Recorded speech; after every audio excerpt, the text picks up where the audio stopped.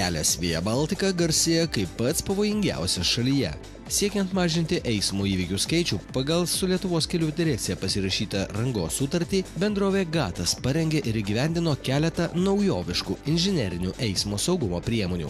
Konkrečiai šiame kelyje A10 Panevėžys Pasvalys Ryga ties Paįstrio gyvenvietė buvo pertvarkytas 1,8 km ilgio ruožas.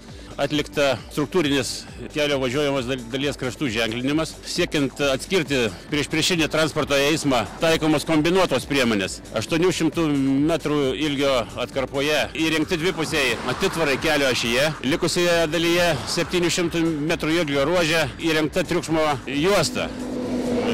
Triukšmo juostos įrengimo metu atliekamas specialaus frezavimo būgno pagalba įrengiamas banguotas paviršius, kuris vėliau paženklinamas raudonais kelio dažais. Šie inžineriniai elementai panaikina galimybę transporto priemonėms išvažiuoti į priešpriešinę juostą.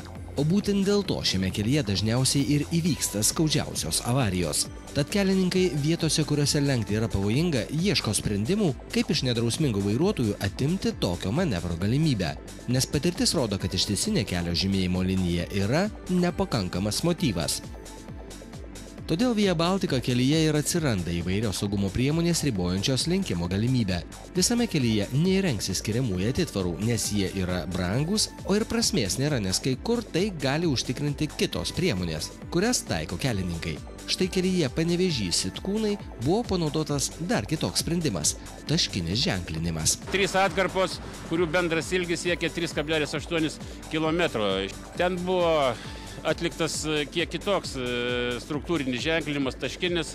Vakarų Europos šalyse ir Skandinavijos šalyse senokai taikomas, kuris keletą kartų padidina matomumą nepakankamo matomumo sąlygomis. Tai yra lyjant lietui, esant rūkui, esant tamsiam paros metui. Taigi šio kelio ženklinimo linijos yra sudėliotos iš taškelių, kurie itin gerai atspindi šviesą esant net ir labai sunkioms eismo sąlygoms.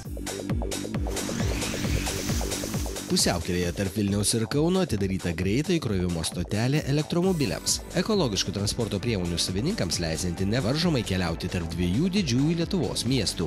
Jis stovi magistralinio kelio Vilnius-Kaunas Klaipėda, kairėje pusėje 45 kilometre, šalia Abromiškių miestelio, netoli Elektrėnų. Norėčiau pasidžiaugti, kad nauja pradžia ir iš tikrųjų net krovimas yra nemokamas šiuo metu. Automagistralė valstybė